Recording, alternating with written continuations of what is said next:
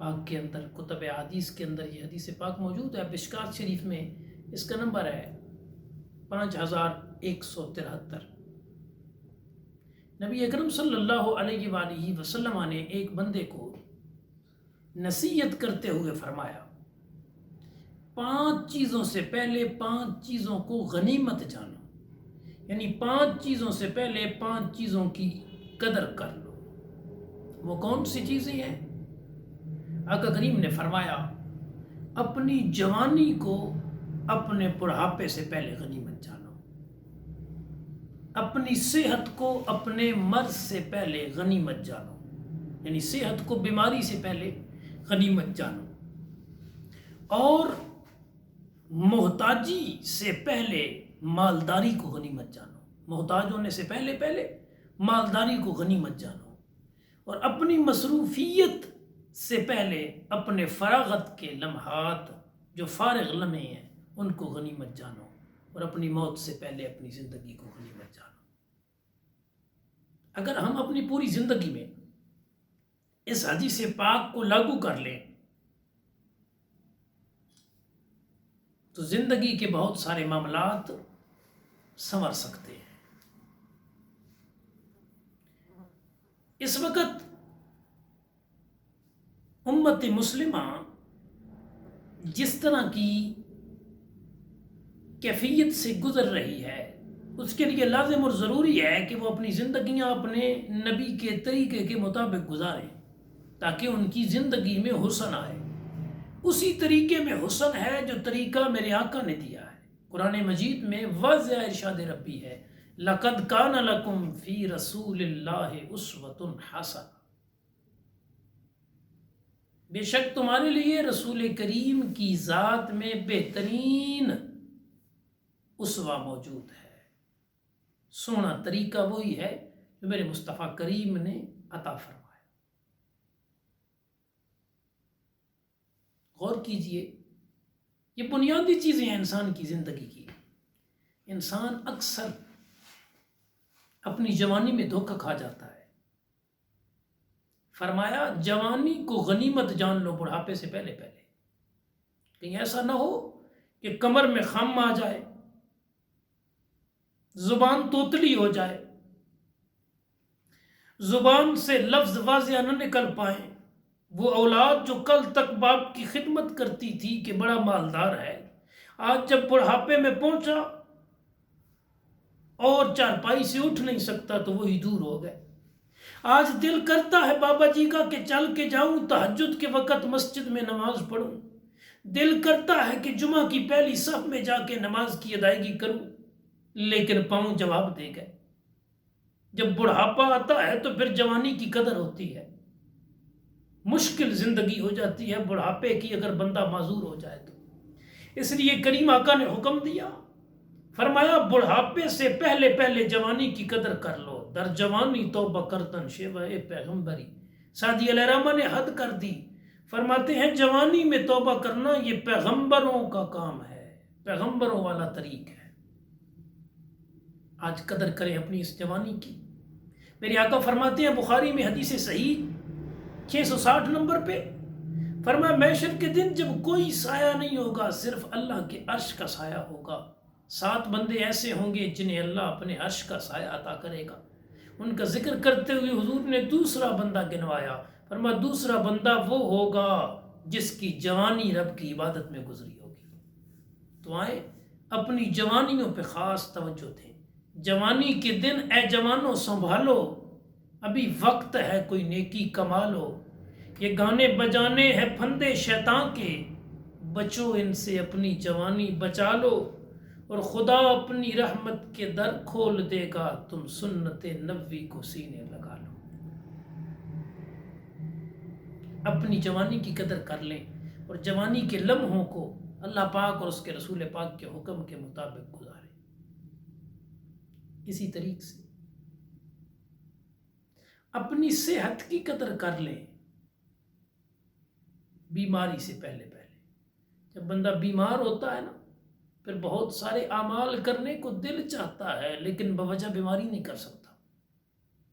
اور بہت سارے لوگ ہیں جو صحت کے معاملے میں دھوکے میں ہیں، صحت سلامت ہوتی ہے تو پھر کچھ نہیں کرتے، اور جب بیماری کے ایام آ جاتے ہیں پھر کہتے ہیں یہ بھی کرنا تھا وہ بھی کرنا تھا، لیکن پھر بڑھاپے میں وہ کام نہیں ہو پاتے۔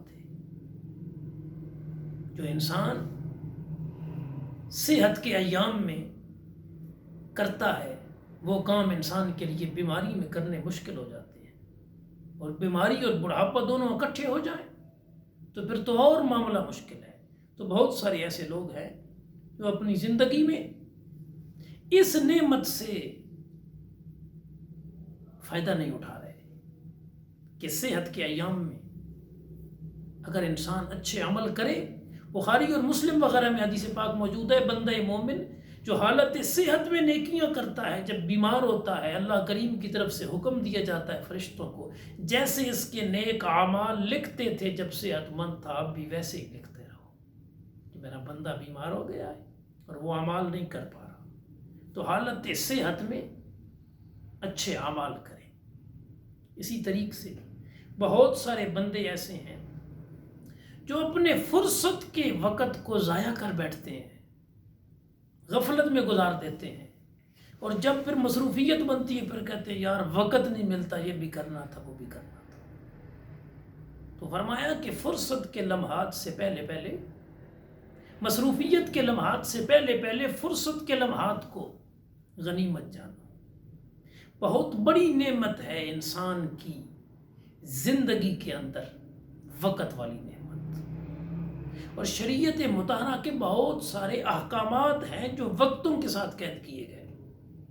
نماز ہی کو لیجئے، ارشاد ربی ہے ان الصلاۃ کانت علی المؤمنین کتابا موقوتا، بے شک مومنین پر نماز وقت مقررہ میں فرض کی گئی ہے۔ وقت مقررہ میں نماز فرض ہے، یہ نہیں کہ جب دل چاہا جو مرضی کیا، جب دل چاہا جو پڑھ لی، عشاء کے وقت میں ظہر پڑھ لی اور ظہر کے وقت میں مغرب پڑھ لی، ایسا نہیں ہے۔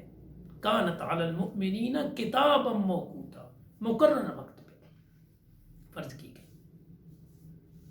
آج کل لوگ اپنے فراغت کے لمحات کو بہت ضائع کرتے ہیں۔ عمومی طور پہ ہر شعبے میں کچھ نہ کچھ چھٹیوں کے دن ہوتے ہیں، اب چاہیے تو یہ کہ انسان ان سے فائدہ اٹھائے۔ اور اب جو کرنٹ ایشو چل رہا ہے کہ ایک وائرس کی وجہ سے ملک پاکستان کے اکثر حصے کو لاک ڈاؤن کر دیا گیا، اور لوگ فراغت کے لمحات میں گھر بیٹھے ہیں، اور اکثر دوست پوچھتے ہیں یہ کام ہی کوئی نہیں ہے، یہ کیا کریں، کوئی کام بتائیں۔ اللہ اکبر کبیرہ، یہ وہ لمحے ہیں جن میں آپ رب کے قرآن کی تلاوت کر سکتے ہیں۔ ان لمحات کو تلاوت قرآن میں صرف کریں، ان لمحات کو نبی اکرم صلی اللہ علیہ وآلہ وسلم کا دین سیکھنے میں صرف کریں، ان لمحات کو اپنے ماں باپ کی خدمت میں صرف کریں، اپنے بیوی بچوں کے ساتھ حسن سلوک میں صرف کریں۔ وہ باپ جو کئی مہینے اولاد سے نہیں ملتے تھے، اب ان کے پاس وقت ہے اپنی نسلوں کی تربیت کریں، ان کے پاس گھر میں وقت ہے، گھر کے کونے میں بیٹھ کے رب کا قرآن پڑھیں، اپنے رب کریم کا ذکر کریں۔ بخاری شریف میں حدیث پاک ہے، وہی جو پہلے ذکر کیا جس کا ایک حصہ کہ 7 بندے محشر کے دن اللہ پاک کے عرش کے سائے کے نیچے ہوں گے، ان میں سے 7واں بندہ وہ ہوگا جو اکیلا بیٹھ کے اپنے رب کا ذکر کرے اور اس کی آنکھوں سے آنسو نکل آئے۔ راتوں کو اٹھ کے تہجد کا معمول بنا لیں، ابھی وقت ہے۔ یہ فراغت کے لمحے ختم ہو جائیں گے تو پھر قدر ہوگی۔ اور فرمایا کہ مالداری کو غنیمت جانو محتاجی سے پہلے پہلے۔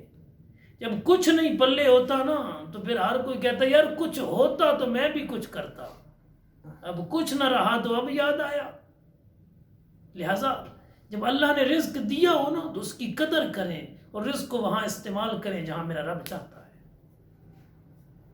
جو بندے اللہ پاک کے رزق کو اس کے حکم کے مطابق صرف کرتے ہیں، پھر جب ان پہ ظاہری طور پہ محتاجی کا وقت آتا ہے میرا رب کریم پھر مدد کرتا ہے۔ 5ویں چیز اور آخری اس حدیث پاک میں ذکر کرتا، فرمایا زندگی کو موت سے پہلے پہلے غنیمت جانو۔ بہت بڑی نعمت ہے صاحبو زندگی، اس کو غنیمت جانے۔ یہ زندگی اس لیے رب نے نہیں دی کہ گانا باجا اور گناہوں میں گزار دیں۔ زندگی برائے آمد بندگی، زندگی رب نے بندگی کے لیے بنائی ہے۔ رب کی عبادت کریں اس زندگی میں، اپنے رب کو راضی کریں اور اس موت کے لیے تیاری کریں جو لذتوں کو ختم کر دیتی ہے، جس کے بعد اندھیری وادی میں چلا جانا ہے، اور اگر ساتھ نیکیاں نہ ہوئیں تو پھر قبر میں اندھیرا ہی اندھیرا ہوگا۔ اللہ پاک ہمیں زندگی میں صالح اور نیک اعمال کرنے کی توفیق عطا فرمائے، آمین ثم آمین۔